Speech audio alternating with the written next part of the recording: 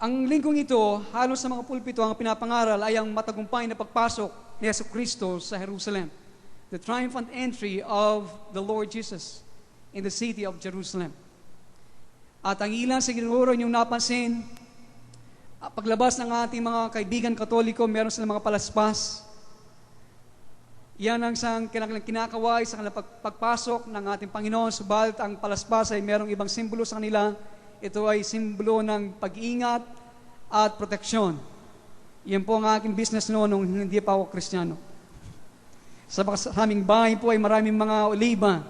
Yan ang aking binebenta sa harapan ng simbahan. Salamat sa Panginoon, tayo po'y pinalaya na sa ganitong mga bagay. Wala yung protection natin sa mga palaspas na yan. Okay? Ang ating protection na pag-iingat ay nasa ating Panginoong Jesucristo, lalo sa panahon na darating. Subat na aking naisipan, hindi po magiging mensahe ng Panginoon ngayong umaga. Mensahe ng Panginoon ay atin na pasisimulan ngayon, ang kanyang muling pagkabuhay. We will talk this morning about the resurrection. At tutuloy natin sa dating na linggo, yun ang Easter Sunday. Ang Easter Sunday, ito ang linggo ng pagkabuhay na maguli. So this is, ang paksa natin pag-usapan, this is part 1 ng paksang ito natin pag-usapan. Kung kayo po ay estudyante ng Biblia, saan po natin masusumpungan ang resurrection chapter? Saan po ang resurrection chapter in the Bible, in the New Testament? 1 Corinthians chapter 15. Tama po si Pastor Ariel. Dito po natin masusumpungan ang resurrection chapter. Kaya buksan po natin ang ating mga Biblia sa unang sulat po ni San Pablo sa mga taga-Korinto, Kapitulo 15. Tayo po ay magpapasimula sa mga unang talata. Okay, ating pong basahin ito sa kanya-kanyang translation natin. At ngayon, ipinaalala ko sa inyo, mga kapatid, ang mabuting balita na ipinangaral ko sa inyo. Yan ang ebanghelyo na inyong tinanggap at naging saligan ng inyong pananampalataya. Sa pamagitan nito ay naliligtas kayo kung matatag kayong nananangan sa salitang ipinangaral ko sa inyo. Liban na nga lamang kung kayo'y sumampalataya na di iniisip ang inyong sinampalantayanan. Sapagkat ibinigay ko sa inyo itong pinakamahalagang aral na tinanggap ko rin. Si Kristo'y namatay dahil sa ating mga kasalanan bilang katuparan ng nasasaad sa kasulatan. Nilibing siya at muling nabuhay sa ikatlong araw ayon din sa kasulatan. At siya'y napakita kay Pedro saka sa 12. Pagkatapos napakita siya sa mahigit na 500 kapatid na nagkakatipon. Marami sa kanila buhay pa hanggang ngayon, bagamat patay na ang ilan. At napakita rin siya kay Santiago saka sa mga apostoles o sa mga apostol na sama-sama noon. Sa huli-hulihan, napakita rin siya sa akin bagamat ako'y tulad ng batang ipinanganak ng di kapanahunan. Ayos kung tayo po tumigil sa puntong yon. So, hindi po mapapansin, ay binabanggit ang muling pagkabuhay ng ating Panginoon. Noong po kami maliit, kapag dumating na ang panahon ng Easter, ang tanging alam ko ay itlog. Okay? Sapagkat kami nakahanap ng itlog, ay meron kaming pera, candies, at ibang mga bagay. Ang Easter para sa akin, nung po kami maliit, ay ganito. Itlog, candies, at ibang mga bagay. Hindi po tinuturo sa amin ang Easter ay ang linggo ng pagkabuhay na maguli. So sana pa kung meron kayong candy, meron kayong itlog, okay lang yan. Pero hindi po yan ang ibig sabihin ng Easter Sunday. Ang Easter Sunday ay ang pagkabuhay, ang linggo ng pagkabuhay na maguli ng ating Panginoong Jesucristo. Are you with me? Okay. Notice po in verse 4, it says that He rose again the third day according to the Scriptures. Na siya po ay inilibing at muling nabuhay sa ikatlong araw ayon sa kasulatan. So, that is according to the Old Testament. Kaya ang sinasabi dito, siya ay muling nabuhay sang-ayon sa kasulatan. So ating pong mapapansin, ang muling pagkabuhay ay pinangaral din sa Lumang Tipan. hindi lang po ang kamatayan ng ating Panginoong Jesucristo para tayo tubusin sa ating makasalanan, but also His resurrection is preached in the Old Testament. Ipinangaral din sa Lumang Tipan. According to the Scriptures. Kapag sinabing ni Pablo, according to the Scriptures, ito po isang ayon sa Lumang Tipan. Ako po'y nangaral na maraming funeral service. Okay? Ang pinakauli ang ina po ni Sister Marsing. Ang very touching part po sa isang funeral service, lalo na kapag ang labi ay dinadala na sa huling hantungan nito, at kapag yung lupa ay tinatapon na, pinapala sa itas po ng kataol, okay? Meron pong isang rabay na ganitong kanyang kalagayan, ang rabay po ay mga gurong mga Hudyo. Kanya pong sinabi, this must be done first by the friends of the deceased. Because it is our tradition or our custom, sabi niya, that a man should be buried at the hands of his friends, not by strangers only. Ito po sinabi ng Hudyong ito na tagapagturo, na kailangan daw ang mga kaibigan ng yumao, silang unang magtapon muna ng lupa o ng bulaklak bago ang mga estrangherong gumawa nito. Okay? Minsan po, ang ilan sa ating mga kapatid ay etong ginagawa. Tayo nakiramay, hanggang sa dalhin doon sa sementeryo, nagtatapon tayo ng lupa sa libingan nito. Yun po yung mahalaga sa sign of friendship and concern. Pero alam niyo po ninyo, minsan hindi ko po ginawa ako yung magtapon ng lupa o magtapon ng bulaklak sa libingan ng ating mga kaibigan. Marami ng beses ko po nangaral sa sementeryo at sa mga puninarya, sabagat I want to emphasize something else. Meron pong gustong idiin. At hindi po yung paglibing ng mga yumaong ito. Ang nais ko pong bigyan ng diin na ang taong ito na inililibing lalo kapag siya'y kumilala sa Panginoon, na muhay na matuwid sa kanyang harapan, na siya'y muling ibabangon ng Panginoon. Yung pong nais kong bigyan din, that he shall be raised again. The resurrection is a Jewish hope. Ito may pag-asa ng mga Hudyo. Subal sa putong ito, hindi po ibinigyan ng diin. Totoo po, ang ating mga yumao, taglay natin kanilang mga alaala. Subal, mga kaibigan, hindi po sila nawala. Okay? Hindi yon ang kanilang katapusan o wakas. Kung tutuusin po, ang nangyayari sa kanila, hindi pa sila halos nagpasimula. We're going to see them or him or her again. Amen? Muli natin sila makikita. Kaya nais kong bigyan ito ngayong umaga ng diin. Dahil po sa kadalasan sa maraming mga pulpito, sa maraming pangangaral sa ating nanadinig, kadalasan pinag-usapan ang dying, ang mamatay, ang pagpunta sa langit.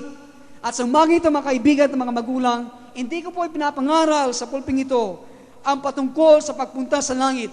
Actually po, hindi ko po alam kung anong mangyayari sa langit. Okay? Hindi natin alam what happens in heaven. There's very little in the Bible about going to heaven. Konti lang pong binabanggi ng Biblia patungkol po sa pagpunta sa langit. I guess po sa aking, siguro, sa aking pananaw, doon sa langit, meron tayong sinasabing disembodied spirits. Meron tayong mga espiritu na walang katawan, pero knowledgeable tayong ibig sabihin meron tayong malay, we know, gaya nangyari sa Mount of Transfiguration, we can recognize Moses and Elijah. Pero mga kaibigan at mga magulang, hindi itong sigaw ng ating mga puso. We're not interested na meron tayong disembodied spirits, nang wala tayong espiritu tayo na walang katawan. Hindi tayo interesado na tayo ay lumulutang, nagmagala doon. At sinasabi ng mga tao, doon ay nakilala ko ang aking minamahal. Alam po ninyo, kapag ganito ang ating asal, our hope has been destroyed.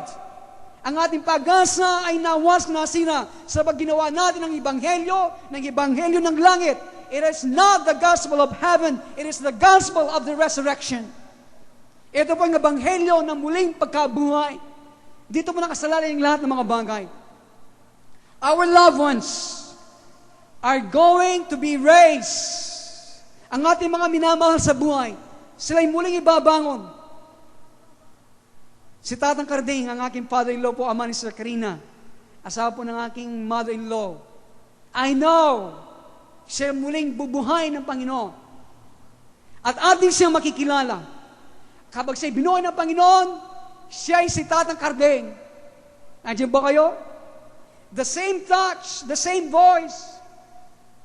Opo, hindi niya taglay ang isang dugong umaagos sa kanya nabubulok. Wala na sa kanya yon. Sa kanya muling pagkabuhay. Subalit kapag siya'y binuhay ng maguli Panginoon, He will be living. Siya'y nabubuhay. Warm, mainit siya sa pamagitan ng kapangyarihan ng banal na Espiritu Santo. Yon ang maagos sa kanyang buong pagkatao. Hindi ng dugong nabubulok, kundi ang kapangyarihan ng init ng Espiritu ng Diyos. He is going to be raised. He will not remain sa kanyang kalagayan. And that day is not far off. Ako ay naniniwala ang araw na yon ay hindi na po magtatagal sapagkat tayo naniniwala na si Jesus ay malapit na bumalik at siya'y muling tatayo dito sa lupa. As a live person, si Tatang Kardeng at ang ating minamahal sa buhay. Isang buhay na tao at siya ay si Tatang Kardeng. And that is our hope. Do you believe that? Yun ang ating pag-asa. Mang Fe, Karina, that is our hope. Yun ang ating pag-asa. That is the hope of the gospel. Who knows what happens in heaven? Konti lang binabagi ng Biblia na nangyayari sa kalangitan. Sino nakakaalam kung anong nangyayari doon? Siguro si Tatang Kardeng, isa sa mga taong nakapalibot sa trono ng Panginoon. May hawak na palmang daon nito, kinakaway. Okay? Pero mga kaibigan, hindi yun talaga ang tunay na pasan ng ating puso. Ang tunay na pasan, sigaw ng ating mga puso, ang body, a flesh and a bones. Okay? That we touch, that we can embrace. Isang tao na pwede nating yakapin, hipuin, may laman at buto. Katulad po ni Maria Magdalena, nung nabuhay na maguli ang ating Panginoon. Hanggang masabi ng Panginoon sa kanya, huwag mo kang hawakan. Okay? We want somebody that we can touch, we can talk. Madinig yung mga sense of humor, yung palabiro, okay, patawanan ni Tatang Kardeng. And that we know, yan po ang ating alam. Alam po natin ang mga tao ay kakaiba, they are distinct sa kanilang mga katawan, kung sino sila, at sa kanilang buong pagkatao. And this is our hope. Our hope, sinasabi in the gospel, that we shall not perish, but shall have what? Eternal life. That is our hope. Na hindi tayo mapahamak, kundi magkaroon ng buhay na walang hanggan. Not up in heaven, somewhere. Hindi po doon sa kalangitan.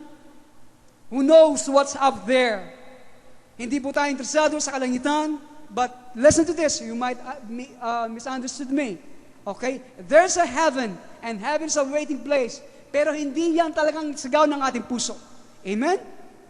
We're interested in people. We're interested in people. Relationships. Yun po talaga laman ng ating puso. Ang relasyon natin sa ibang mga tao. We want to see Tatang Kardeng again. Ang aking lola again. Nais po silang makita muli. Lalo na po ang aking lola na aking nahilabit sa Panginoon. I want him to say it again. Over and over again. Alam niyo po ang aking lola, palabiro siya. And I want to see him again. And nasabi ko kay Sir Karina, sa buong buhay ko, doon ko lang nangyari sa akin ito, sabi ko sa kanya. Yung pong lolo niya, napanaginipan ko this past week. Nakita ko siya pumasok ng bahay, sapagat po yung bahay namin sa likod, siya po nagpagawa noon. At ngayon po na-renovate yung bahay namin. Bigla siyang dumating sa aking panaginip, kumatok sa bahay. Ako po daw, napakasaya, napakabata ang kanyang itsura, pero hindi siya nagsasalita. At itinuro ko siya sa bahay. At sabi ko sa kanya, Lolo, sabi ko, alam ko patay ka, ba't nabubuhay ka ngayon? Yan po ang laman na aking panaginip. At nais ko po siya muling makita. Yan pong kakaibahan, yan pong peculiarity na nasa kanila po sarili mga katangian nila, na kay Lolo ni Sister Karina, okay? Kay Tatang Kardeng, okay? We want to see them again. Yung pong init ng kanilang pagmamalasakit, yung kanilang pag-ibig, yung sila'y nahihipo mo. That's the hope of Easter. Amen? Yung pong pag-asa ng linggo ng pagkabuhay, yung po ay tunay. Hindi po isang panaginip na ganang akin na nangyari sa akin. And I'm glad we have that kind of hope. Amen? Hindi ba kayo masaya na meron tayong ganitong pag-asa? Hallelujah? Ngayon po, let us see what the Old Testament has to say. Tayo po ngayon ay dumako sa Lumang Tipan. Tingnan po natin kung ano sinasabi po ng Lumang Tipan sa muling pagkabuhay. Let's turn our Bible with me, please, at Job chapter 19. Tingnan po natin. Remember, ito po ay nasa Old Testament, verses 25 and 26. Job. Okay? Inyo po ang ating nakita.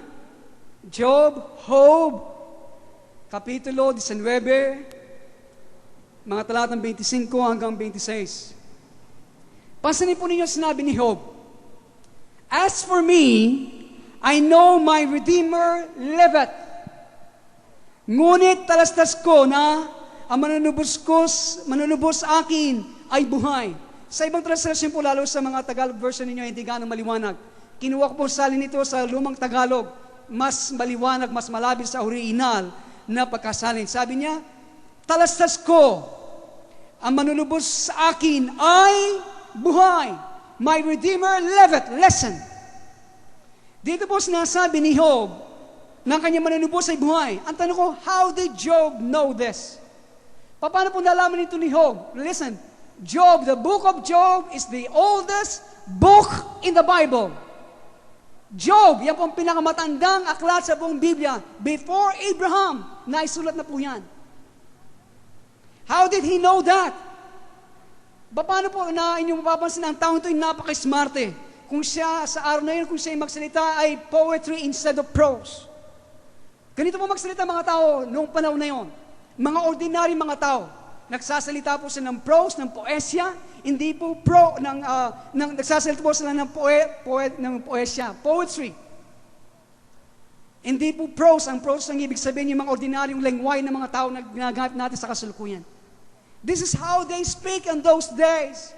Kaya hindi mo babansin ng mga tao sa kasalukuyan, we are not evolving, we are devolving, hindi ba? Ang mga tao hindi bumubuti. We are devolving. Hindi tayo nag-evolve, we are devolving. Kaya, ito pong napansin natin sa puntong ito. Imagine an average person, they are speaking in poetry.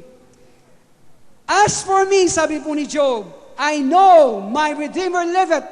Tuloy po natin, and that he shall stand, listen to that, and that he shall stand at the latter day upon the earth.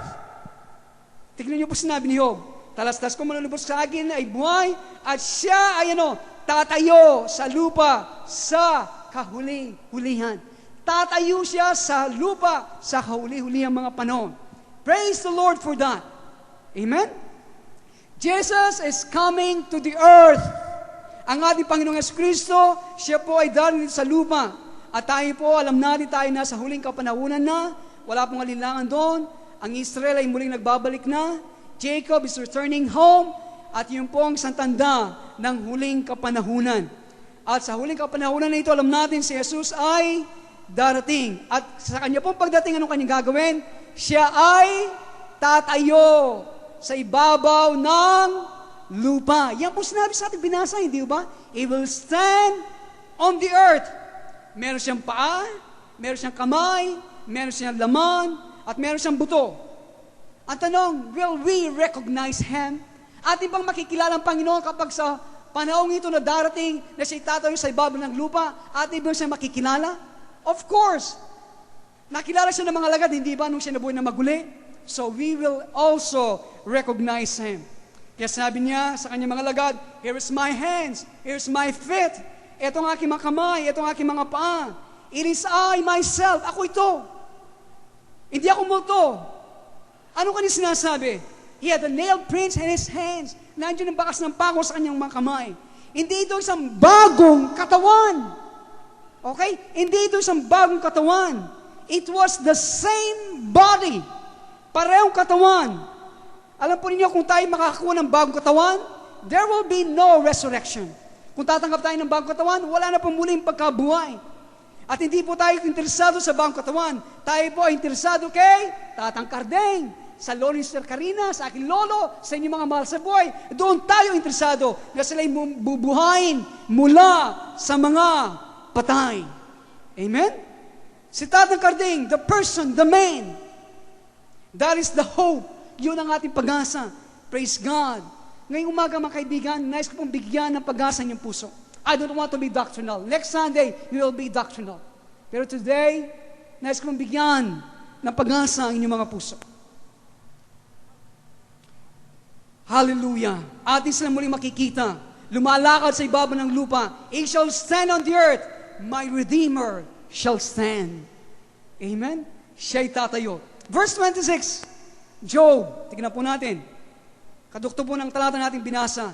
And though after my skin worms destroy this body, yet in my flesh shall I see God. Ganda po, no? Pagkatapos, kainin o sirain ng mga uod ang aking balat. Gayon may makikita ko ang Diyos sa aking laman. Yan po sinasabi ng Biblia.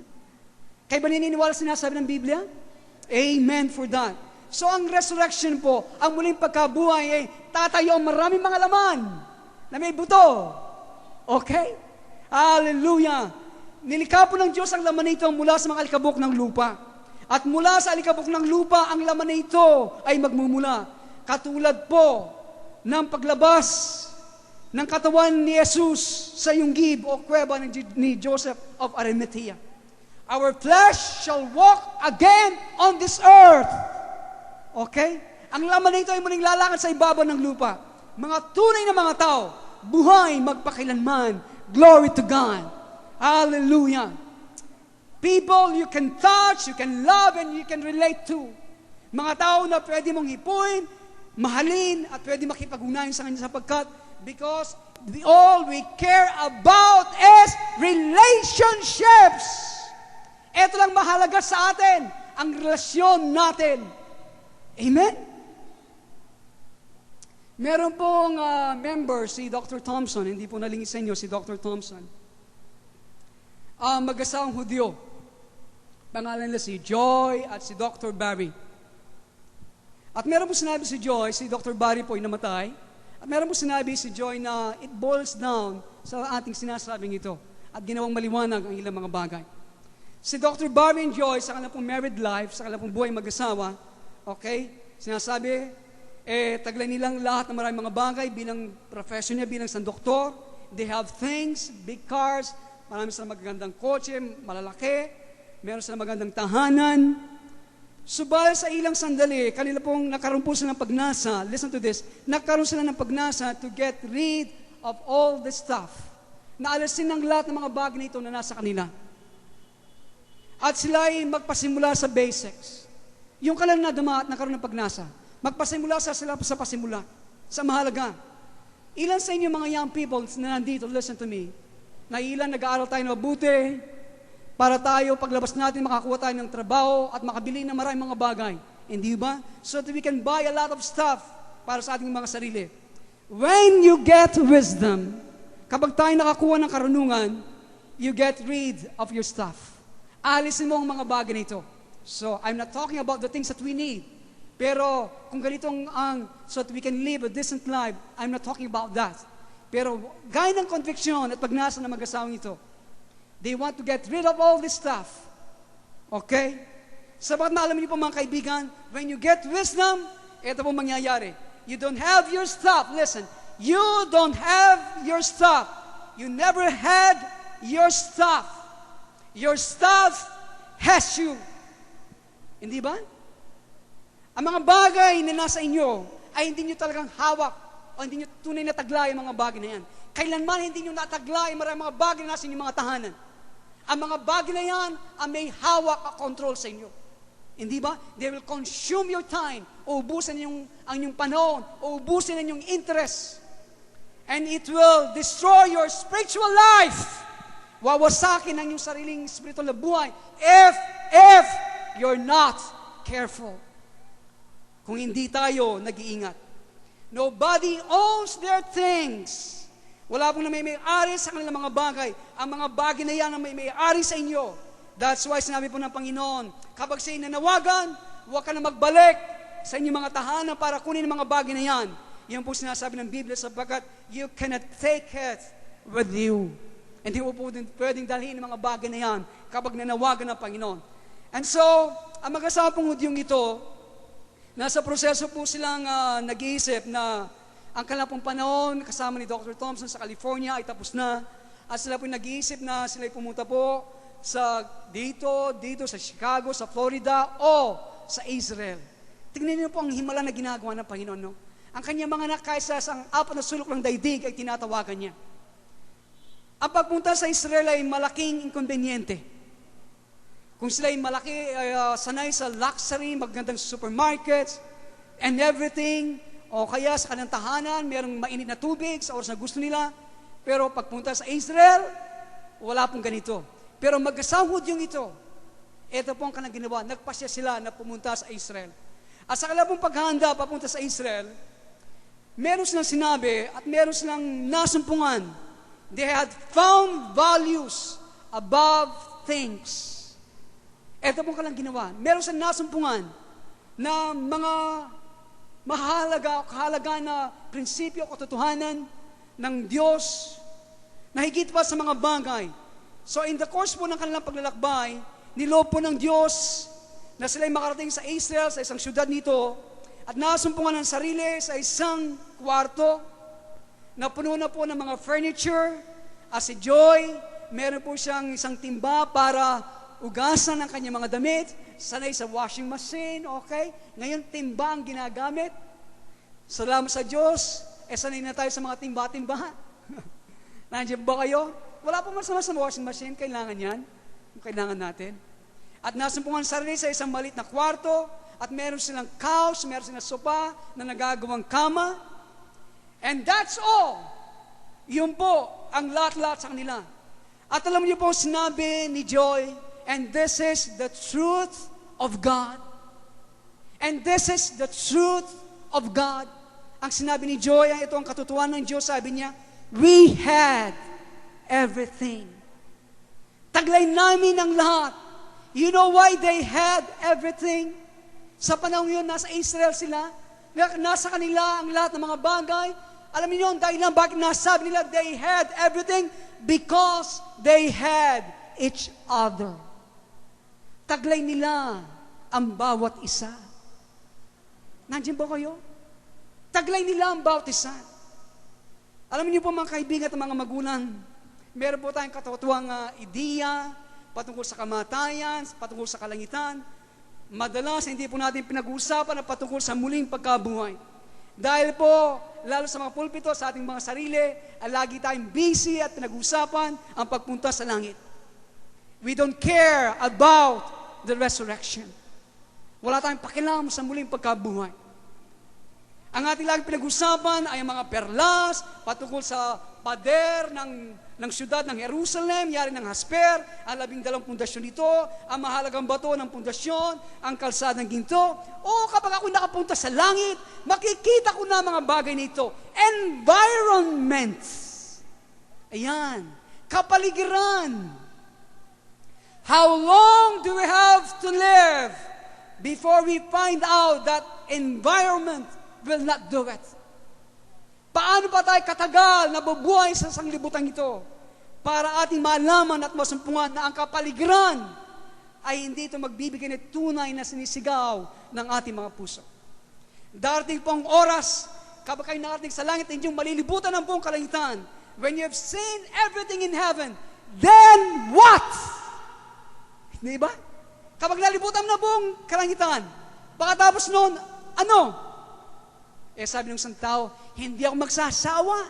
Nakakatingin sa maganda mga bagay na ito. Alam po ninyo, magsasawa kayo. 3 araw o 4 na araw kayo nasa kalangitan lamang. Sawa na kayo. Thanks! Mga bagay. Kahit po kayo mabaon ng mga bagay hanggang hindi na kayo makita, hindi pa rin kayo magiging masaya. Money doesn't do it. Ang pera hindi po magagawa nito. Go ahead and get it. Try it. Prove it to yourself. And it will never do it. Hindi po ito magagampanan ng pera. We need money, okay? Para ating matustos ang ating mga kaibig, ang ating mga pamilya. Kailangan yun, hindi tayo tamad. Bawal po ng Biblia ang tamad, okay? Kailangan tayong kumita, subalit ang nais ng Diyos. And dito nakasentro ang ating buong puso At mga bagay na yan, kagamitan lamang at pagsamantala. Kailangan natin para ating madala ang ating buong sambayan sa Panginoon. Amen? Ang dapat natin, you got somebody to love. Yan ang sentro na objective ng lahat ng mga bagay natin ginagawa. Kailangan meron kang dapat na mahalin. That's all you need. Learn it while you're young. Matutunan mo ng bagay nito habang ikaw ay bata. Bakit tayo maging haling, fullest ng buong buhay natin na sa isip natin na para makakuha ng mga kotse, ng new computer, etc., etc. Okay? Alam niyo po, mga bagay na ito, hindi tayo dadalhin doon. Ang ating kailangan, people, mga tao. So, ganito po ang liwanag, ang ating pong pananaw sa muling pagkabuhay. Nandiyan po kayo? So, we look the resurrection in that light. Tanong, what is it? Ngayon po sa muling pagkabuhay ba, meron pang relationship? Sa muling pagkabuhay ba, meron bang relationship?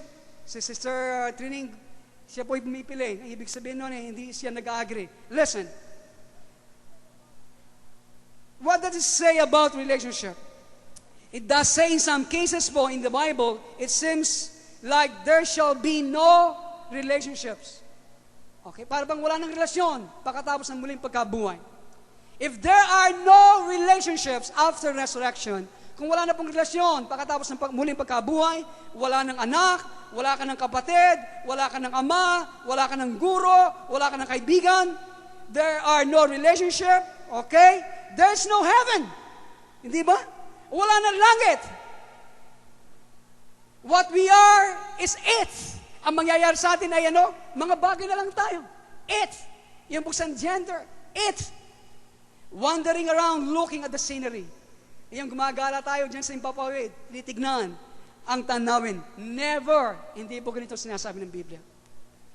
Alam po ng Diyos na meron pa mas mabuti kaysa sa bagay na yan. But how can there be relationship? Paano magkakaroon ng relationship if we have nobody? Paano po tayo magkakaroon ng relasyon kung wala tayong katawan? Actually, true relationship exists independence of the body. Yung pong totoong relasyon ay nabubuhay po yan at hindi nagdidepende sa katawan. Kapag pumasok ang laman nito, when I'm talking about the flesh today, I'm talking about the flesh now na ating kalagayan, okay? Ang laman na ito. Kapag yan nagpasok, okay, sa anumang relasyon, itatali ito, okay, lilituin ang mga sitwasyon, hanggang si Adan po na nasa atin ay, sa katawan nito ay sumisigaw para kumuha ng atensyon. Kapag kumuha ng atensyon si Adan, doon na pumapasok kaguluhan sa isang relasyon. So, you miss the point, okay? You miss the point kapag tayo po ay in the light. I don't blame Sister Trining kung ganito ang kanyang pananaw. But let me give you an example. Listen to this. Isang halimbawa para po magiging maliwanag pa sa atin. Suppose a man, halimbawa po ang isang ama o lalaki ay meron pong anak, the son of his blood. Ang binatang ito ay mula sa kanya sariling dugo. The son is not like his father. Ang binatang ito hindi siya katulad ng kanyang ama. Hindi siya interesado kung anong ginagawa ng kanyang ama. Ayaw siya matuto mula sa kanyang ama. Wala siyang pakialam sa kanyang ama. He goes his own way. Pumupunta siya sa kanyang sariling gusto. And here the father, ang nangyari naman ng amang ito, ay meron siyang nakasamang binata din, a young man. Ang young man na ito, ang binatang ito, ay nakikinig sa lahat ng sinasabi ng amang ito. He models himself. Okay? Tinutulad niya ang kanyang sarili sa amang ito. The father become the image. Ang amang ito ay naging image niya. Ang binatang ito, ang amang ito ay naging image ng binatang ito. The matrix after whom this young man model himself.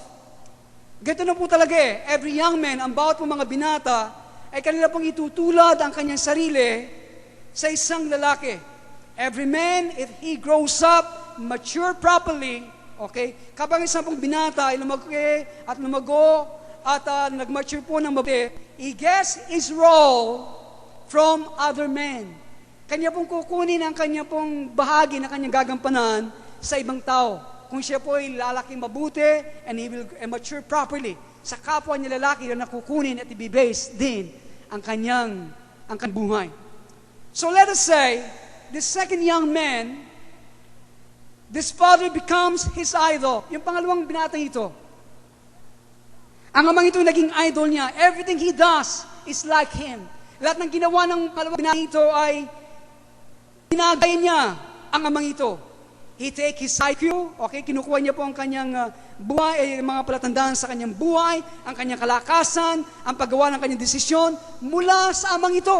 Yung pangalawang binata. Now, yung binata na anak ng amang ito sa nariling ko, nangyari po siya'y lumayo sa kanya. Sabi niya, ayaw ko maging katulad ng aking ama. Gusto kong maging katulad ng ibang mga tao. Let me ask you a question. Tatanungin ko po kayo, which of the two is the man's son? Alin po sa dalawang binata ito ang anak ng amang ito? Sa palagay ninyo, sino ang kanyang anak? Ano po sinabi ng ating Panginoon? Ano po sinabi ng ating Panginoon? There are no relationships, na walang relasyon. Who are my brothers? Who are my sisters? Who are my brother? Who are my mother? Sino ang aking ina, mga kapatid na babae, mga lalaki? See, the whole thing is relationships. Lahat ng ito, it boils down sa relasyon. The purpose of resurrection, listen, is so that relationship can be restored. Yung pong layunin na muling pagkabuhay na maguli, tatanggap tayo ng katawan na katulad ng ating Panginoon para yung ating relasyon ay pwedeng ibalik muli sa ating mga minamahal sa buhay. Amen? Amen? Maliwanag mo ba? Hindi po tayo nakatali at sinisira po ng sigaw ng laman na ito, subalit ang pagbabalik po ng relasyon na ito sa muling pagkabuhay, ito po'y tunay, eternal relationship, nakabase po sa bahagi nating gagampanan at sa abilidad na binibigay natin o binibigay ng Diyos atin at ibibigay sa lahat. This is eternal, okay? Yun po ang resurrection. Now, ako po'y magtatapos na. Why do we want to be resurrected? Bakit po natin gustong muling mabuhay na maguli? So that we can float around like a bird, para ba tayo lumutang, gumagala dyan sa impapawid, gaya ng mga ibon? Or so that we can see, tatangkarding again? O para muling makita natin muli ang ating mga minamahal sa buhay? Relationships. Maging sila'y nasa isang lugar o sila maging nasa palasyo, yun po ay walang bearing, immaterial po yan. Would you care? Meron ba kayong pakialam? Listen. Alimbawa po, namatay ang iyong ina. Alimbawa, namatay yung anak. Alimbawa, at sinabi, meron kang pag-asa na muli sila makita. Do you care about the surrounding? Kayo ba'y meron pakialam kung anong kapaligiran na meron siya? You don't care about his surrounding. Hindi ba? Kung meron kang pag-asa na makita mo siya, you want to see your son again. Yun ang mahalaga na muli mo siya makita, wala kang pakialam sa kapaligiran, siya ang gusto mo makita. Hindi ba? You don't want to see something na hindi mo na gusto makita yung isang embodied spirit na gumagala na wala katawan na hindi mo siya makilala. You want something you can touch. Gusto mo na mahipo mo, takbuhin mo, yakapin ng dalawang mong kamay at sabihin mo, my son, my son. Gaya nga lang ni Pastor Prince, si Joseph. My son, yan ang kanyang hinahanap. Si Michael. Am I right? Do you care the surroundings? No! You want to see your son. Do you know the another meaning of life? Meron ba kayong ibang kaulugan ng buhay na inyong alam? Or are you still married with your computer, with your work, with your career? Is that these things turns you on? Ito ba mga bagay na nagpapasigla sa iyo, papakilo sa inyo? O kapag ganito ang ating kalagayan, mga kaibigan, hindi po natin kilala ang ating mga sarili. Ang tanging mahalaga ay ang mga tao, people! That's what the resurrection is all about. Yung pong ibig sabihin ng muling pagkabuhay is the restoration of relationship. ang pagbabalik ng mga relasyon nito. Si Pedro po, nung siya naging corporate, umalis ng Panginoon, gusto na magdili-dili, ang ginawa niya siya ng isda. At si Maria Magdalena naman, nandoon, naghihintay kay Jesus. Tatanungin ko po sa inyo, which one of the two understood the purpose of the resurrection? Sino po sa dalawang ito ang nakakaunawa sa tunay na kahulugan ng muling pagkabuhay? Si Jesus hindi niya kailangan sabihin kay Maria Magdalena, do you love me? Mahal mo ba ako? Pero kailangan niya sabihin kay Pedro mga bagay nito. Anong kailangan magpasya? Nandito si Jesus. At sabi ni Jesus, nandito mga isda, eto mga isda, may gitna 100, malalaki mga bababawang mga isdang ito. Okay? At sabi ng ating Panginoon kay Pedro, do you love me more than the stinking fish? Mahal mo ba ako, Pedro, higit pa sa mga isdang ito? At nandito sa Pedro, nagkakaroon ng mahirap na panahon kung ano kanyang pipiliin, ang isda ba o ang Panginoon? Sa akala niya, sa panahon ng resurrection, sa muling pagkabuhay, siguro ang pag-asa niya, isda pa rin ang kanyang hinahanap. Sound familiar? Mary Magdalene has a message. Si Maria Magdalena, meron po siyang mensahe sa atin. How can we go through life and miss the point? Lumilibas sa mga panahon ng ating buhay, hindi natin makakuha ang sinasabi ng Panginoon. Fish don't matter. Ang mga isda po, hindi po mahalaga yan. Nilikha na po ng Diyos ang lahat ng mga isda. Gayunpaman, maraming mga isda nilikha ng Diyos, pero merong isa at kakaibang Jesus. Merong isa at kakaibang Tatang Carding. Merong isa at kakaibang Michael. Amen?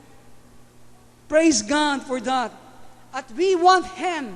Nais natin sila makita. Hindi ang kanyang alaala, kung hindi kung paano siya kahanga-hanga.